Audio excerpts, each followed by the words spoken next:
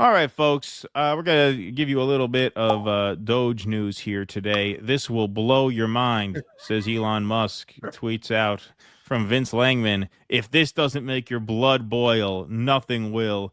Thank God for Elon Musk and Doge.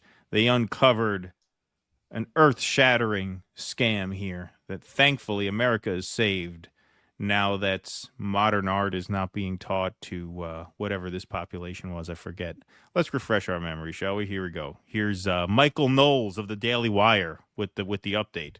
Stewart explaining his connection to USAID. Stopped. Doesn't matter. You have a contract. So, Turquoise Mountain, which my wife Shoshana runs, has a contract, had another $1 million to go. Money just stops. Oh, hold on. Wait, there's a contract between some organization and USAID, and the contract stopped. And hold on, his wife ran that organization, and they were supposed to get another $1 million from the U.S. government, and that just stopped? What organization does his wife run? It's called the Turquoise Mountain Foundation. You can't make this up. The Turquoise Mountain Foundation exists to teach Afghani peasants about degenerate modern art. So this is in some ways often called the first piece of conceptual art.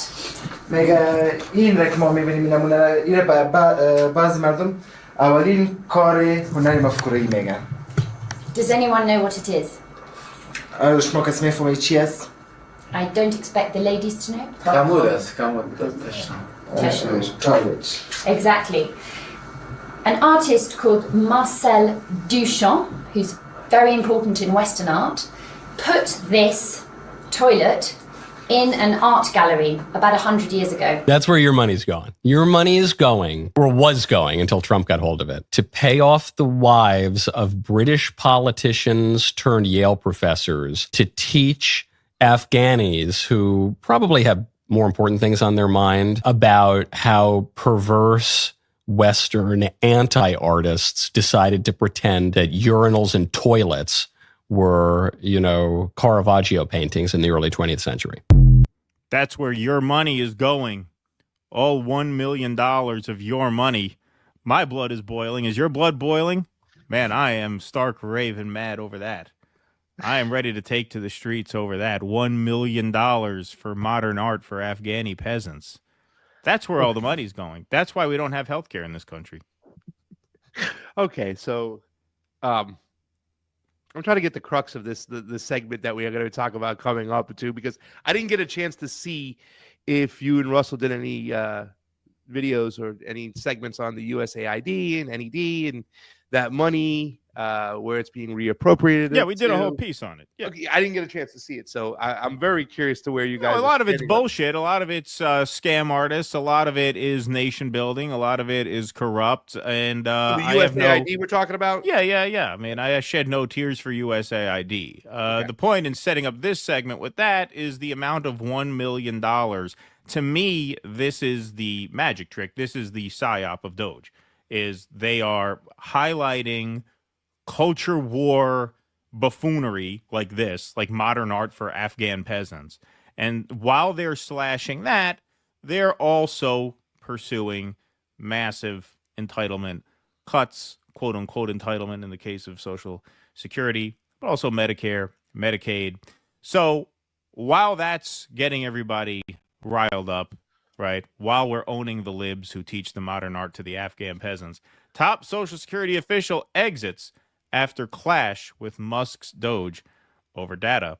The acting commissioner of the Social Security Administration left her job this weekend after a clash with billionaire Elon Musk's U.S. Doge service over its attempts to access sensitive government records. 3 people familiar with her departure said Monday. Michelle King, who spent several decades at the agency before being named its acting commissioner last month, left her position Sunday after the disagreement, the people said. President Donald Trump appointed Leland Dudek, a manager in charge of Social Security's anti-fraud office, as acting commissioner, while Frank Bisignano, the president's nominee for permanent commissioner, is vetted by the Senate, according to 3 individuals who spoke on the condition of anonymity to talk candidly. A public announcement is expected this week. Dudek had posted positive remarks on social media about Doge's efforts to cut costs and search for fraud in federal agencies, according to two of the individuals. What I know is that Doge wanted access to the Social Security Administration's sensitive files, the same way they're trying to do at Labor and Treasury, and the acting commissioner wouldn't give it, and she was replaced, said Nancy Altman, president of Social Security Works, a left-leaning group citing conversations with several current officials at the agency. Musk has increasingly turned his attention to Social Security in recent days, arguing that the program is rife with fraud and erroneous payments without offering evidence for his claim. King, a career staffer, has worked at the agency since 1994, according to the agency's website. She has also held senior positions in its Office of Retirement and Disability Policy and the Office of Budget, Finance, and Management. King could not be immediately reached for comment. The Social Security Administration's records include all Social Security numbers, comprehensive medical records for those who have applied for disability benefits, bank information, earnings records, and more, Altman said. There is no way to overstate how serious a breach this is, she said. Caroline Levitt, spokesperson for Donald Trump, says, of course, we should have no fear. We're not going after people's Social Security. We're just rooting out the fraud. One example she gives is the possibility that tens of millions, she says, of dead people are getting Social Security benefits. So here she is trying to put your mind at ease that the legit people's money is safe. Fake news reporters all day long here in the Washington, D.C. swamp who are trying to fearmonger the American people into believing that this administration is going after their hard-earned tax dollars and their hard-earned Social Security checks. So I want to set the record straight on your show tonight, Sean, and I'm very grateful for the opportunity to do so. President Trump has directed Elon Musk and the Doge team to identify fraud at the Social Security Administration. They haven't dug into the books yet, but they suspect that there are tens of millions of deceased people who are receiving fraudulent Social Security payments. And so their goal in going into the Social I just wanted to pause. Tens of millions of deceased people receiving Social Security payments, according to them. Security Administration is to identify three things. Number one, to identify duplicate payments and to end them. Number two, to identify payments that are going to deceased people who are no longer living and should no longer be receiving that money. And number three, to protect the integrity of this system for hardworking Americans who have been paying into it their entire lives. There it is. So rest assured to all of the people watching your show tonight, if you paid into the system, honestly, you will continue to receive your Social Security checks. Do not buy into the lies from the legacy fake news media who are trying to fear you and scare you into believing otherwise. This is what we've seen them do about President Trump for years with every promise that he has made. And he's going in there to protect your hard-earned money. That is the ultimate goal. There it is, to protect the integrity of the system. Because Keaton, where were those checks going? They were going to people in the radical left, and they were also going, we found out, to people in China. So we're going to get that money. I mean, my head is spinning. I don't even know where to start this conversation or ask these questions, because this is, once again, the two-party illusion doing their dance to make you think that one side is so illegitimate and the other side is going to take care of you. I mean, the thing I find most in awe when I see these conversations, we hear these conversations about Doge going into the IRS, is seeing the Democrats on the left do the same thing they did for USAID and the NED, is protect those agencies, actually act like those agencies are legitimate. That if we go after USAID, we're hurting all the aid they really give, when yet they don't even identify for real what USAID is. You know, I've said this before. I go to Latin America, so I understand their role there. They are pretty much the PR firm for the regime change industrial complex. Sure. Yep. Of course, there's some embezzlement going on and getting funded back in, but the main reason why they exist, they came out. The NED came out of the whole Iran-Contra scandal. USAID kind of used the same mechanisms as far as justifying, regime change in these other countries. That's what they are. They are CIA cut out and that's what they're meant to do. However, when you see people like Elon Musk go in there at Donald Trump's behest, they try to sell you that these organizations are acting alone. Most of these organizations are taking orders from the State Department, are taking orders from the CIA. They're doing their work for them. Well, and now they're going to continue doing that. What's that? They're going to continue doing that just under the umbrella of the State Department now. Exactly. And they're going to be more overt in situations. Right. They're just not going to use these mechanisms, right? You don't need to do that. You don't need USAID. If you look at just Bolivia during the first Trump administration, it was Marco Rubio, who's now the Secretary of State, working the phone with the opposition, Evo Morales' opposition in Bolivia, to have a regime change. And then you have Elon Musk justifying it. We'll coup who we want. Those are the two guys who are in charge now. So if you get rid of the USAID, you're really not changing the behavior, are you? And that's the main thing to recognize. The behavior isn't changing. It's not like they got rid of USAID and said, we're ending sanctions on 30 countries. We're changing our behavior. That's not what happened. So you have this back and forth where you have Democrats, unfortunately, defending these agencies and these NGOs that are really, really bad. Because the IRS, they did hire all these people during the Biden administration that came in, and it was sold for people like Katie Porter, a congresswoman, and some other people like Chuck Schumer.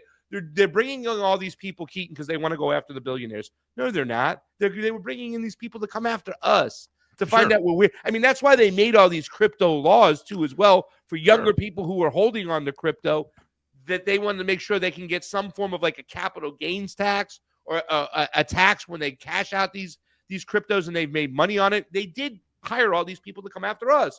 So, I mean, I see this dance and I just don't know what to make of it, because once again, it's like both sides are lying. You know, it's like this is a dance in front of us to keep us distracted and not look at the real problems. Well, on the Social Security side of things, I mean, we did a whole segment, which we'll link to when we clip this video, of the now almost century-long push by mostly the Republican Party historically, although Democrats have given them plenty of help. Joe Biden wanted to cut Social Security, which we included video of that in that piece. They want to cut Social Security. They want to cut Medicare. They want to cut Medicaid. They want to cut disability, which, of course, you have access to disability payments when you go into the Social Security system. That's what it's about. It's about cutting those programs. And she says in item number 3 there, right, after the tens of millions of dead people getting Social Security payments, she says we're there. Number 3, third goal is to protect the integrity of the system, which sounds specific when it's third on a list of 3 things. It's actually quite vague. And of course, what they mean is that they are going to try and cut Social Security, which has been, like I said, an almost century-long goal of, like I said, mostly the Republican Party, but with the Democrats' help at times, for sure. They've never been able to really slash Social Security, Medicare, and Medicaid the way they wanted to. Now they see an opening to be able to do that because people are in such a frenzy of having had enough and fuck it, I'm glad they're in there. Now there's their opening because they have you whipped up in a frenzy where you're so incensed about the Afghan peasants being taught modern art that they'll slash that and they'll slash Social Security, Medicare, Medicaid, disability at the same time, and you will consent to it because you're whipped up in a frenzy over the cultural wedge issues that they are highlighting as part of this Doge crackdown, more specifically, of course, within USAID. But let's hear some specifics about some of these claims that Doge is making now. Cursory examination of Social Security, and we've got people in there that are 150 years old.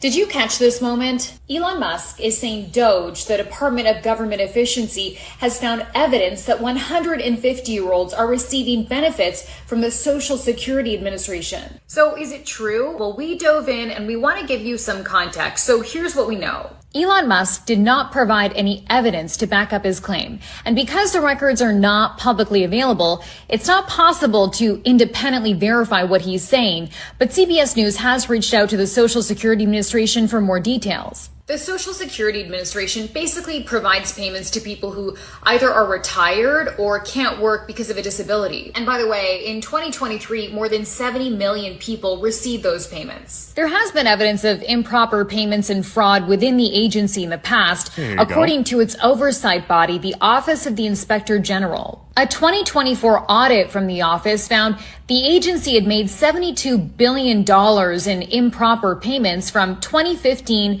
to 2022, which accounted for less than 1% of the $8.6 trillion in total payments that were made during that period. The Inspector General called on the agency to improve death verification efforts after a 2021 report found the agency had paid approximately $298 million to about 24,000 deceased beneficiaries. And unless you qualify for survivor benefits, collecting SSA payments for a deceased person is illegal. A 2023 report from the Inspector General found there were 18.9 million people born in 1920 or earlier who had no death information in the agency's records, and 44,000 of them were still receiving SSA payments. CBS News could not find examples in the Inspector General reports where they said a recipient was 150 years old.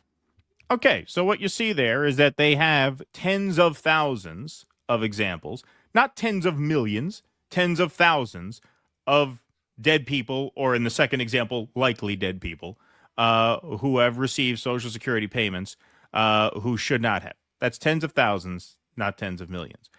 Let's take a look at the other side of this, though, which is more common than you might think, which is Social Security error declared Philadelphia woman dead.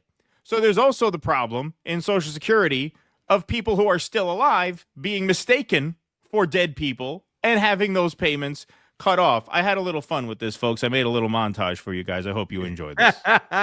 A simple error has turned a woman in West Philly into the living dead. She no longer has access to her bank accounts, her health insurance, and her retirement benefits because a Social Security mix-up declared she was deceased. Yeah, she turned to CBS Philadelphia for help with this disaster. Consumer investigative reporter Josh Sidorowicz is in your corner. Josh, how does something like this happen? Well, it happens more than you might realize, Natasha. Ultimately, it is the Social Security Administration that keeps track of who's dead or alive in this country. But when they get it wrong, it can have deadly serious consequences. A Valley man learns he has been declared dead, even though he is very much alive. So this morning, our Let You Know team is talking about how he was able to prove to Social Security that he's alive, and the team is also sharing ways to make sure this never happens to you.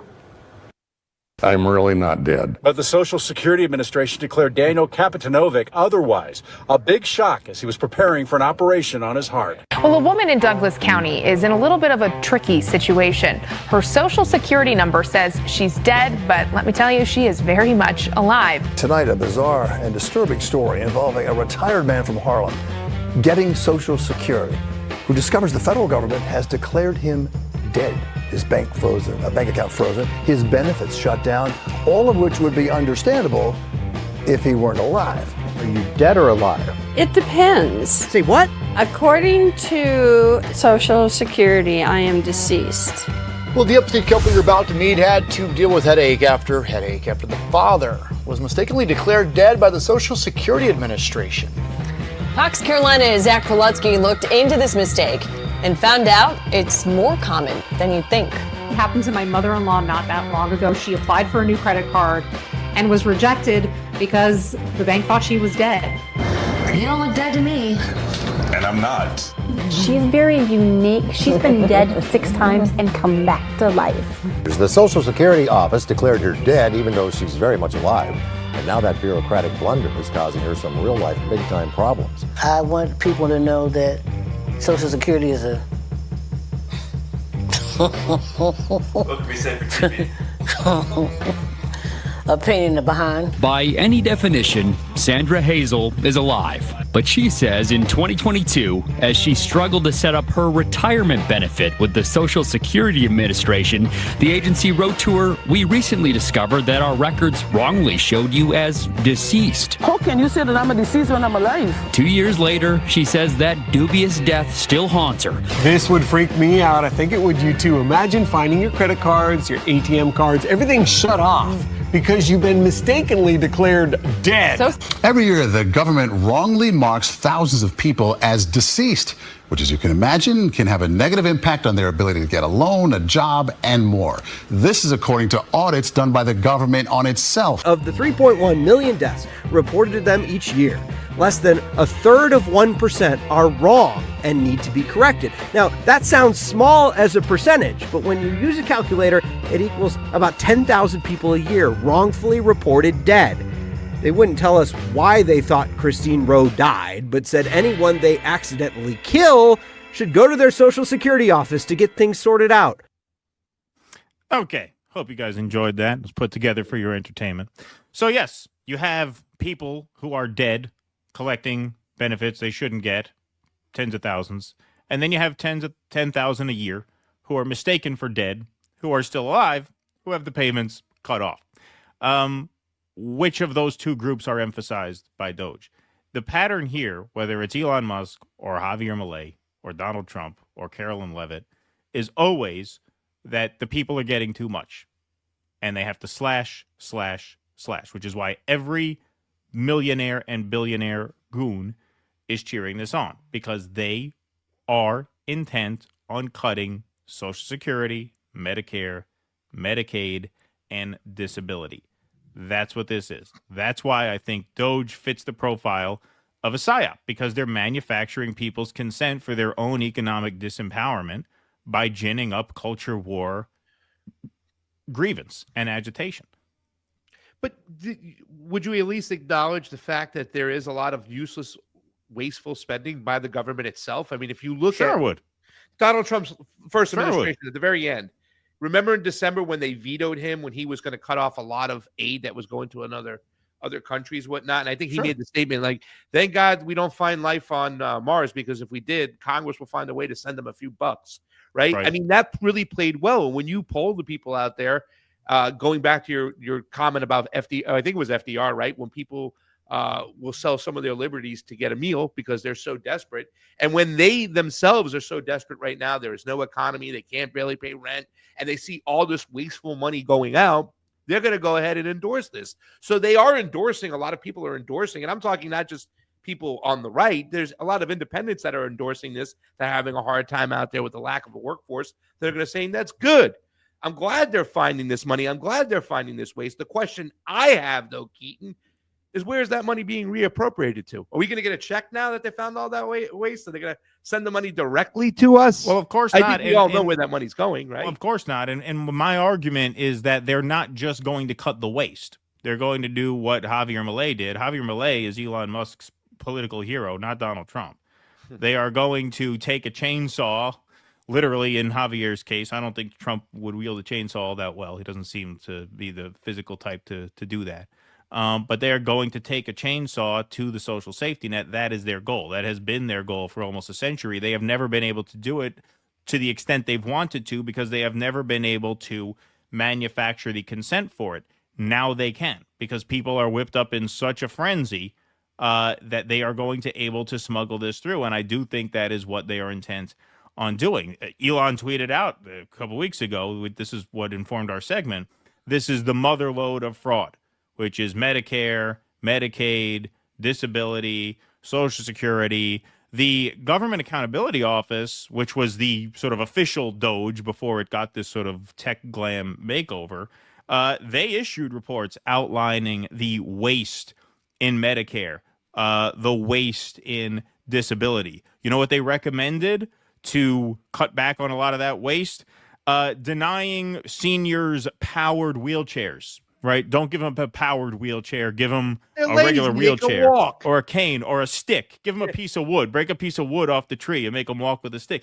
This is what they do. This is what they recommend. And so, and this on a large scale is what is in store for us right now. There's absolutely no doubt about that. Yeah. And I think part of the ease in rallying people behind trimming waste is, number one, of course, waste is just inherently bad, but by definition, waste is waste, right? So nobody's like, you're forcing people to come out and defend waste. Nobody can do that, nor am I. What I'm saying is that is code for slashing the social safety net under guise of waste. They're going to say, oh, you have that herniated disc from the car accident 3 years ago and you're still collecting disability, that's waste. Go back to work. Tough it was it a up. few years ago. Tough it up. Rub That's some what they're dirt going to on do. it, It's very pal. obvious that's what they're going to do. Yeah, that's why he listen, called this the mother lode, Yeah, right? and- Because and- with this video here that we just showed you, right? This got into what some of the actual waste is, and it is there. The actual waste accounts for less than 1%, right? According to this. Now, I'm not saying I've studied this for decades, but that is pretty consistent with what I know about this, which is that, yes, there's waste, but inherently, Social Security, Medicare, Medicaid are not only good, they are necessary, and the Elon Musks of the world are intent on destroying them, and destroy them they will, sure as I'm sitting here. Well, that's why they call them entitlements. That's why it's code for like, Right. okay, somebody taking advantage of a system. Why are they entitled to anything? Right. Slackers in our society. Well, by the way, just sorry to cut you off. If we believe in Medicare for all, if we believe in universal health care here, which maybe not all of our audience does, and that's fine. But if you believe in universal health care, then you don't believe in medical fraud. There's no such thing as someone who's not qualified to receive medical benefits. Yeah. Just philosophically. Go ahead. Sorry. Well, no. I mean, that's a good point too, as well. And I think that, that's another larger discussion we need to have too, as well, because I think when people say to me, Pasta, you don't believe for Medicare for all. I never said that. I don't believe we have a Medicare system. We have a sick care system, right? We need to fix it on the front end as well as the back end. Why are so many people having heart disease in America? Why are there more concentrated diabetics in this country than there are in any other country out there? And at times before, it's interesting now where you see this whole situation with RFK coming in. And I thought one of the biggest disasters, one of the biggest missed opportunities, I should say, not just a disaster, was when Bernie Sanders and RFK went at it. I would have liked to see Bernie Sanders say, listen, RFK, I don't agree with you on many things, but if you want to help kids in schools and their lunches, I'm with you. Let's do this together. But it's never like that. It's always, a partisan issue. Remember when Michelle Obama tried to fix that? Hey, remember when Bloomberg tried to eliminate the lunch pail sodas that you can get at 7-Eleven? Remember they had the soda that had like a lunch pail? I mean, the big gulp. Needs that much freaking soda. Right. And when Bloomberg tried to do it, the Republicans were up in arms at it. No matter what, you're always going to have both sides fighting with each other. And that's why we need middle of the road, common sense, nuanced people to get into office eventually on the local level to fix these things. People who are going to come in there and say, listen, I want to make sure nobody is going to miss out who needs medical attention, who needs a cane. We're not going to go tell them to get a switch, but we also got to cut this weight because they're using these NGOs, they're using these departments to embezzle money to a lot of their friends. And this is what we need to cut out. But we don't have that. We have just this polarizing rhetoric from both sides that's just pitting people against each other rather than just having the common sense approach of fixing this the way it needs to be fixed. Nobody will be left behind, especially when it comes to our medical system. But we're also going to make sure that so many millions of dollars are not being embezzled. And you're right, though. I think that, Keaton, it's done on purpose so they can use it as an excuse to shut everything down. It is this libertarian mindset on how to fix things. Government's corrupt. We don't need so much oversight. So what do? I use the metaphor. Libertarians in a football game want to take the referees out and think that it's just going to manage itself out. It's never going to work that way. We just need common sense regulations. We need common sense oversight. And that's why we need to fix our election system. Did you ever see the meme how a libertarian eats a pizza? It's a circular pizza with a triangle cut right out of the middle of the pie. No, so that nobody else can get a slice of pizza. Yeah, I didn't see that. It's a good. I saw that a while ago. I didn't bookmark it. I should have. It's a good one. But no, look, if you look at Doge, I think you could divide it as I agree with everything you said. It's three things: the CIA shit, the real nefarious shit, the nation building, the regime change. That's gonna stay. That's gonna be folded under Marco Rubio for the time being. The other shit, like the woke stuff, like what the Daily Wire guy made a big thing of, with the Afghan peasants being taught modern art. Yeah, those people are going to get screwed. And there's a lot of schadenfreude over those people getting screwed because, yeah, they are the kind of, just useless liberal bureaucrats who leech off the system to create nonsense for nobody. Right? Nothing that means anything. If anything, that's sort of part of manufacturing consent for the nation building in a way, if you view it as a sort of clash of values, right? Maybe it's a little abstract, but not too much. Okay, so yeah, they're getting what's coming to them, and we like that, right? We're happy about that. And then there's this other part. And this other part is that under the guise of doing all this, they are going to do what they have wanted to do for decades, which is cut cut the kinds of programs that ordinary people and seniors and sick people and poor people depend on. This is what Milei did in Argentina, and the poverty rate went through the roof. And not only did the poverty rate go through the roof, but the state of poverty just degraded and degraded and degraded, where now some private reports are talking about the poverty rate coming back down because they're getting more investment there now. You still have the lower third of the population living in just the most desperate squalor you could imagine. Yeah. That is what we are on the road to. I'm telling you right now that Javier Milei is Elon's political hero, not Donald Trump. He glommed on to Donald Trump because he knew he could do this under Donald Trump. Please clap.